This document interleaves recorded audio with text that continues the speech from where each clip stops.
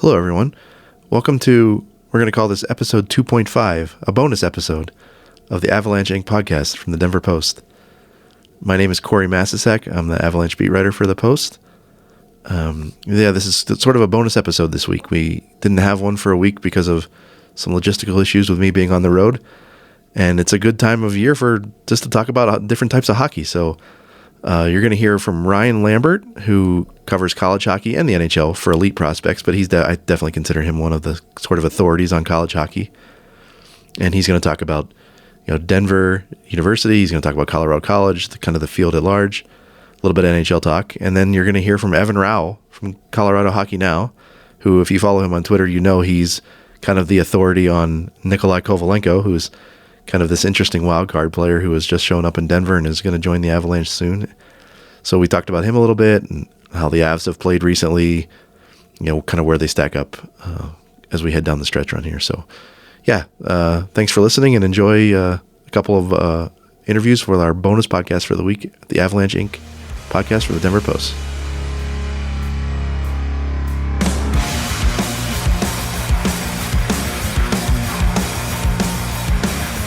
All right, I'm here with my first guest. This is Ryan Lambert. He writes about the NHL and college hockey for elite prospects.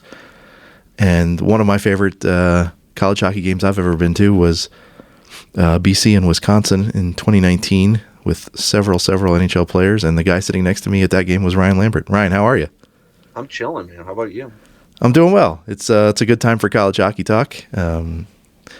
Let's look, we're here in Denver. Let's start with the Denver Pioneers, where, I know they've been, hanging around the 4 to 6 range in the rankings all season. Just what have you seen from them? What do you like? What are their chances? Well, their chances are interesting, I think, because like you say, they win all these games, right? This is an undeniably very good team, but it's a team that I think is, I don't know exactly how to say this, but I guess it's something along the lines of they're greater than the sum of their parts, I think is what I would say. They were really good all year, despite having what I would say is like outright kind of bad goaltending, honestly. And then more recently, I want to say Matt Davis is up around like .930 in his last however many games it's been. Several, though, dating back to mid to late February. He's been unbelievable, but he was in the 890s for a huge chunk of the year. So the fact that Denver was able to outperform quite bad goaltending, it speaks well to their overall team system and their quality and all that kind of thing. And especially because, of course, they're one of the, or for a large chunk of the season, they were one of the most dangerous offensive teams in the country. I think like first in power play, maybe first or second in goals per game, that kind of thing, pretty much all year. So, yeah, I've seen them a couple times, and it seems like they've got one, bona fide, no doubt NHL guy, right? The guy who's going to go in the draft this year is Yves Bouillon, and the rest of them are like, it's all interesting guys. It's all guys that might never really top out as more of I kind of compared a couple of them to like Dylan Gambrell, who was here a few years ago and has played NHL games, but might be more of a 4A tweener. It seems like if you've got a bunch of those guys on your team, like Denver might have, that's a recipe for being a very good college team. Absolutely. But can they beat the 2 or 3 teams ahead of them that have more, like more star power, basically, right? Like that's, if they get that far in the tournament, that's probably going to be the thing, right? Yeah, I think that with the exception of Boston College, who's been the number 1 team in the country for a good chunk of the season, I see kind of some fatal flaws with a lot of the even highest end teams. Your North Dakota's, BU, that kind of thing. Like there are things that you can point to and say, "Ooh, I don't know about that." Maybe not. Again, not so much with BC. Their defensive depth is maybe their only real issue. But when you're talking about like, I don't know how I feel about their 4, 5, 6 defensemen, I think they're fine. But yeah, with Denver, like I said, the goaltending's a question, and more pointedly, I think their big issue. They've kept winning without Massimo Rizzo, who I think has more of an NHL upside than you're kind of, not to put you on blast or anything, bud, but then you're kind of letting on. I think this is a guy who he could have gone out last year and stuck around for one more season, but he's been injured since early February. And I would have had him as like a, Hobie top 3 guy all year. And, they've been fine without him for the most part. But, I wonder, I guess, how I see their offense shaping up when they're playing nothing but the best teams in the country in the last, 3 weeks of the season, 4 weeks. Right. Yeah. So I talked to them, earlier today. This is on Tuesday, and Coach Carl said that Carter King might be back this weekend, and Rizzo is maybe a little bit further away. It seems like he might be able to play in the NCAA tournament, might not be. That would obviously be a big deal for them. Yeah.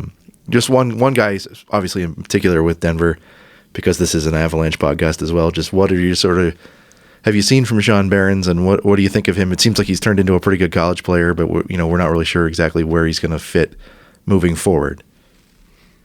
Yeah, I mean, this is one of those things where he's not even 21 yet, I don't think. I think he's right around 2021.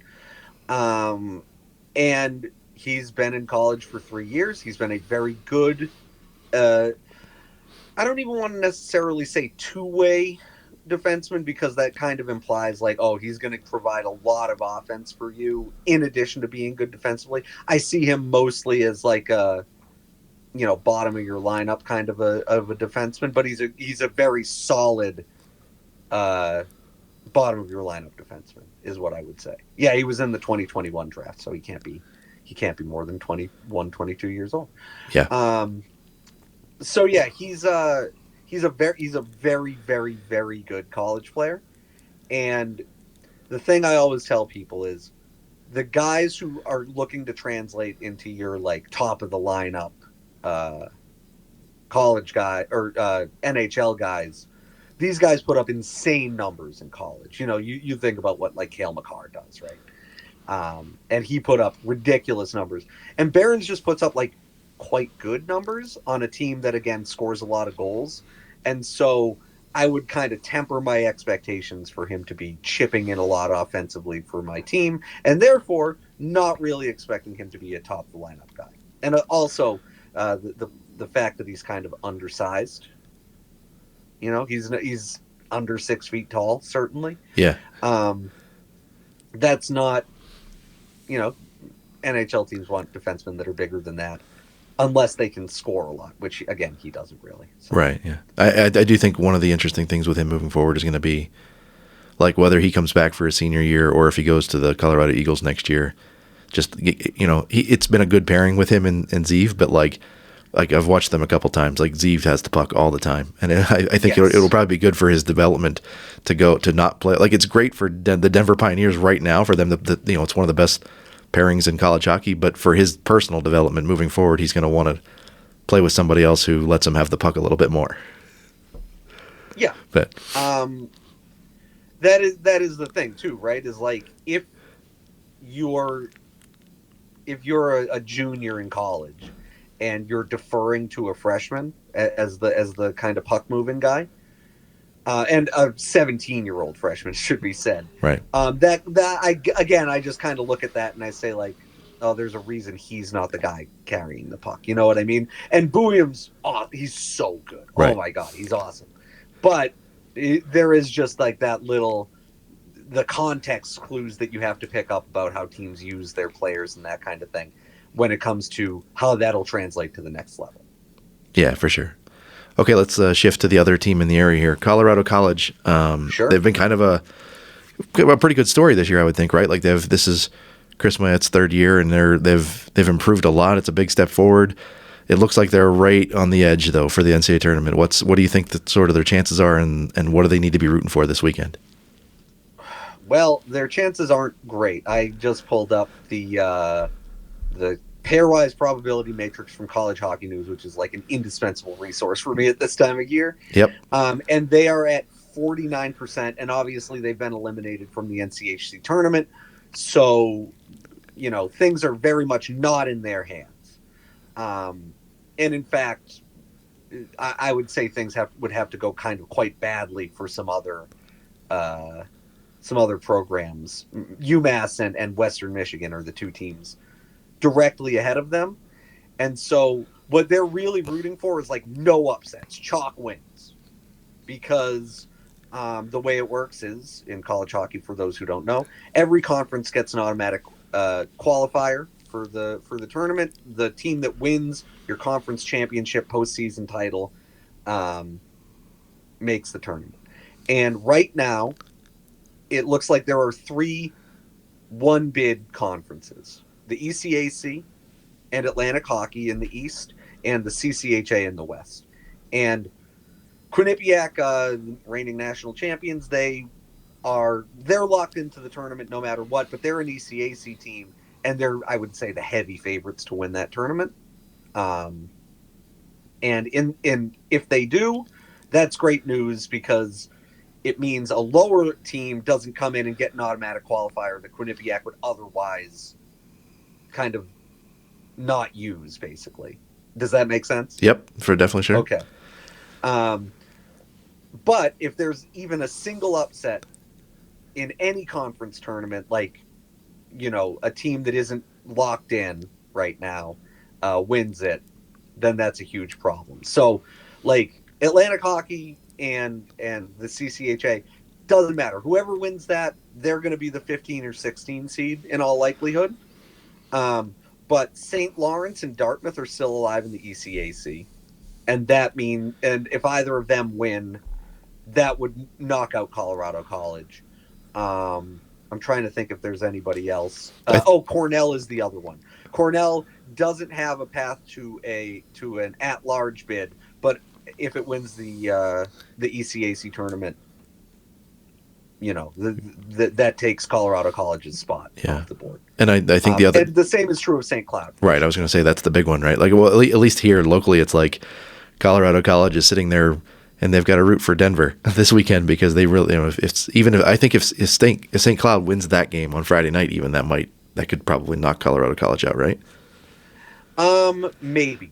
I think the answer to that is maybe. Like, it would depend on other results. Like, if Quinnipiac gets eliminated on Friday night, then it doesn't matter what St. Cloud does. Right.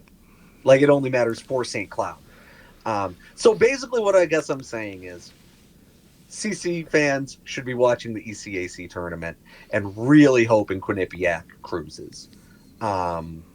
Just like other things could happen, obviously, but St. Cloud's chances at an at-large bid, it's only 9% right now. So things would have to kind of go really sideways, higher up in the tournament, to let them through, but not CC. Right. If that makes sense. Yep, that makes sense. Great. Okay, well, let's. You write lots of stuff about the NHL too. While we've got you here, let's. It definitely is somebody who takes like more of a national look at things as well too. Just now that we're past the trade deadline, everybody's kind of loaded up, and I feel like I look at the scores every night, and it's like, oh, here's a playoff team beating the crap out of a non-playoff team. Like we've reached that part of the year, right? Where, so I guess just where do you see sort of the, I read something the other day about like how many true cup contenders are there? Who do you think kind of falls into that? Like, okay, these guys could definitely win 16 playoff games. I think it's really interesting because I think the East is kind of bad. Yeah. Right. Like, I agree. Like you look at Florida, and they seem like they're the one unequivocally good team in the Eastern Conference. The Rangers, obviously, they did a little bit of adding and shored up their depth a bit, but like they have some depth issues, and if they don't have their goalie going, that's a real problem for them in a way that it isn't for, again, like a Florida, where it's like, yeah, it would be nice if Bobrovsky was playing well, but we don't need him to play well, So like I look at the top like 5 or 6 teams in the East, and I go, yeah, I'd buy them making the conference final at a bare minimum. Right. Oh, if the Leafs did it, yeah, that'd be like a little bit of an upset, but not like a huge one. The Bruins are currently like the lead for the President's Trophy, and nobody. I live near Boston. Nobody around here is like, and of course the Bruins are one of the best teams in the league. I think that you look at Zaka and Coyle down the middle, and you go, okay, I see what their problem is. Not that they don't have great players everywhere else in the lineup, but their center depth is such that it's hard to be super confident about them. I mean, if I honestly, like, just for me personally, I think Jim Montgomery is, like, I don't think he's probably not going to win the Jack Adams. I'm sure it's like either going to be like Rick Tocchet because the Canucks are so good, or maybe John Tortorella if the Flyers make it. But like, to me, I think Monty has done as good or better of a coaching job as anyone in the league this year. Yeah, and I mean the real problem for them is obviously that they had like 135 points last season, and they're gonna get to 100 by the end of this month, easily, comfortably, and people are just like, who cares? Forget it. It's stupid, Yeah. And yeah, I mean they're also a team that's been heavily reliant on like getting points out of overtime. They only have 31 regulation wins. They're 9-50. They've been to overtime 24 times. Yeah, that's a lot. That's crazy. And so that's why everybody's just kind of like, the Bruins, who cares? But if the Bruins got hot, they have a great goalie. They have great defensemen. They have one of the most dangerous scorers in the league. They have Brad Marchand. Like, their forward depth is strong. It's just not, like, super impressive. Right. And so you're just like, I don't know. But, I think the 4 most likely teams to win the Stanley Cup are, like, Winnipeg, Colorado, Edmonton, and Vegas in some order. Ask me on any given day, and I might have a different opinion. But those feel like the 4 most likely teams to win a cup. You mentioned Vancouver's obviously had a great year. They've also not been great lately. For the last like 3 weeks, maybe. Yeah, I was also. Fine. I thought it was pretty surprising that they only did the Lindholm. I mean, they went and got Lindholm early, but they didn't. They probably needed to do one more thing. I mean, and this isn't, maybe this isn't as, they're not as like desperate to win now as like say Colorado and Vegas seem to be, but I totally agree with you. I do.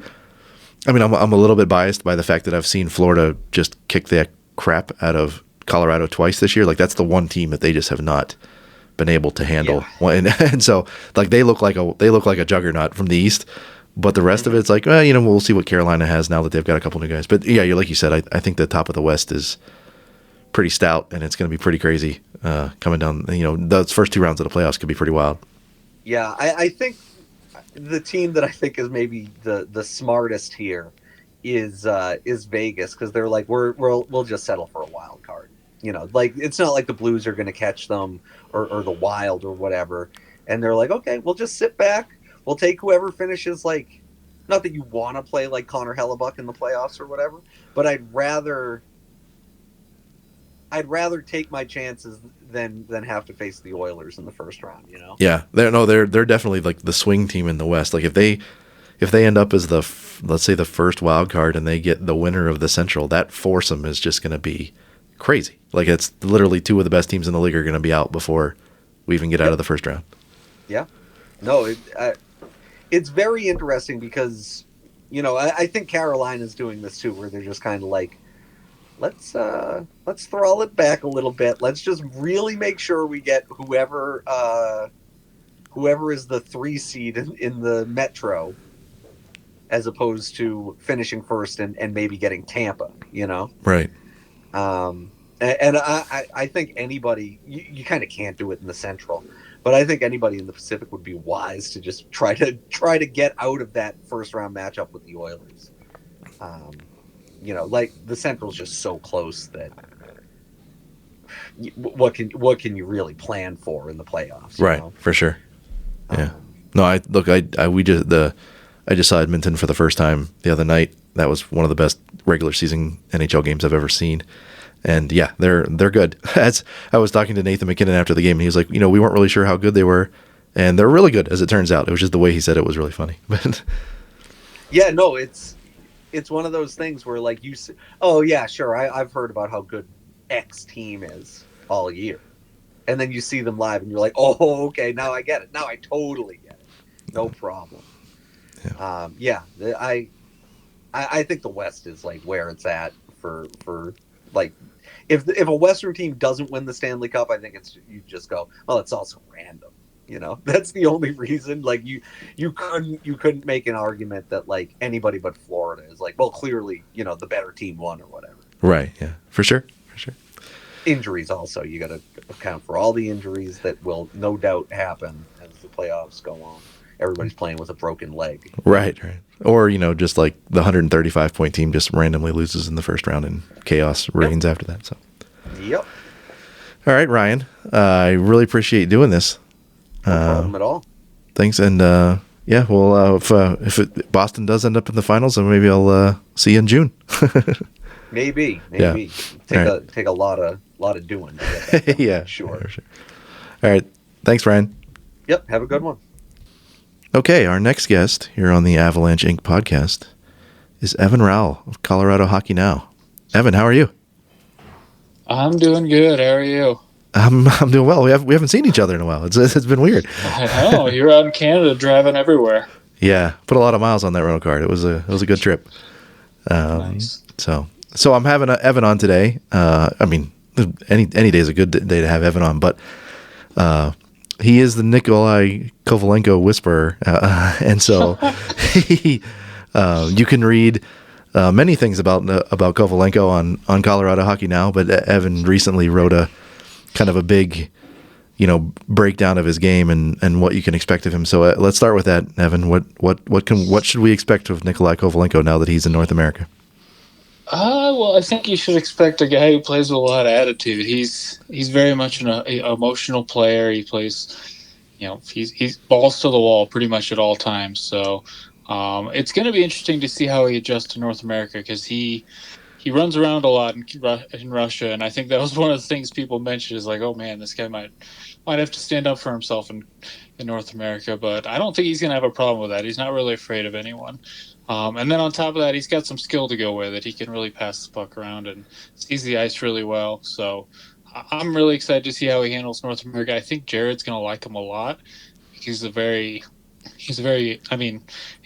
intense guy. He plays physical, but he can play with pace too. So I think he's going to fit in really well with Colorado. Yeah. I think just for what I've learned this season, I think there's two types of players that Jared Bednar / the Avalanche like. You've either got to be fast and you can bang, or you can hold on to the puck and help the other guys hold on to the puck. And I think he's probably going to fit more into the former than the latter. But he might be one of those guys that's like kind of a mix of both. Yeah, he is a little bit of a mix of both because that's how they play in Russia is hold on to the puck. Mm-hmm. So it'll be interesting to see kind of what they adjust in his game when he gets here because, they don't know anything about him and they might want to change some things. And obviously it's a different size rink, but yeah, I do think he's the guy Jared's going to like, especially in the absence of LOC, who kind of provides a lot of that intensity. Yeah, I was trying to think of like which guys I would maybe try to compare him to. And I think Logan is kind of in that, Logan, Brandon Duhaime, those guys who are like, they're bottom six guys in the NHL, but they're not like plugs necessarily, right? Like they actually have a little more skill than maybe your like fringy guys who are just trying to hang on. Yeah, and the more I watched him, the more I was like, man, he does have a little bit of Miles Wood in his game where it's just like there's a lot of chaos out there too. So, yeah, the Avs should be prepared for how he plays because they've got a couple guys that he is similar to. I think it's also pretty fascinating with him. Like, you think of all the guys that have come from Russia, and it's like a stereotype to say that they play a certain way, but there have been guys who have been very successful in Russia who came over here and it just didn't work. And I think his skill set is like so different than those guys. Like I'm thinking of like Nikita Gusev when he was with the Devils, or the guy from Vegas that like he like leads the KHL in scoring every year, and then comes to Vegas and it just didn't really fit. Shipachev or however you say his name. But anyway, I just think that like that's probably the most fascinating thing about Kovalenko is that he just plays it feels like he plays a little bit more of a North American style of hockey than people are used to in the KHL. Yeah, because that was, I mean, a lot of people are looking at his numbers and be like, why is everyone excited about this guy? Because everyone in KHL can score. And it's like, yeah, I get what you're saying, but even over in the KHL, they're like, this is the most NHL-like player we have over here, just because of the way he plays. And he was the heartbeat of that team, which is kind of maybe the way to say it, because he's got a lot of pulse out there. He's very much you're gonna know when he's on the ice. So he is very different than, your standard, your Russian skill player that you're gonna come over. Yeah.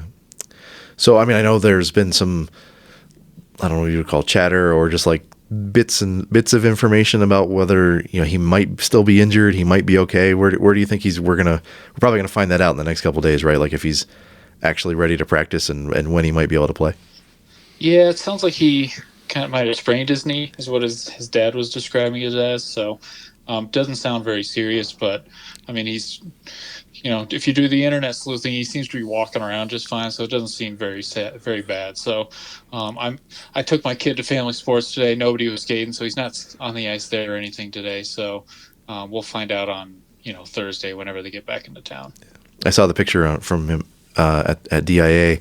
And I was like, I wonder if he's looking for his bag. And I feel like every time half the time that I've flown him back from a road trip to DIA, that's like, oh, your bag will be on carousel 4, and it ends up being on like 13. It's just like, it gets changed every time. And he had a lot of bags, so it seems like he's planning on being here for a long time. That was the first thing I saw when I saw, like, I was like, man, he's not here for a couple weeks. That's the whole that must be the whole wardrobe. Yeah, well, he did bring his girlfriend, so maybe most of those are her bags. I don't know, but it does sound like he's going to stay here for a while. All right. Well, I mean, we didn't have you on just to talk about Nikolai Kovalenko. Obviously, the times are pretty good right now for the Avalanche. They won a lot of games, look pretty good. I guess just what did you sort of take away from this, where they kind of romped through the Western Canada part of this road trip? They look like a complete team right now. They have 4 lines that they can play, and that second line, like, even without Lehkonen and Drouin in some of those games, they looked like a second line, because they had Casey Middlestad, who could kind of control the pace of the play in the middle of the ice. So it's just very, I'm not looking to bag on Ryan Johansson, but it is a very different team right now, with a second line center who can kind of hold his own and push everyone else down the lineup. So, and then you got Sean Walker on defense, who looks like he's shot out of a cannon half the game. So it's just, they look like a dangerous team for the West to deal with. Yeah. You know what? The funny thing is, I think like the day after all the trades got done, let's say like the morning of the Minnesota Wild game, I was like, they filled some holes and they got a couple of interesting players. And I think they got like guys that that play the way that they want them to play. But I mean, 4 games or whatever it is, a week and a half later, it feels like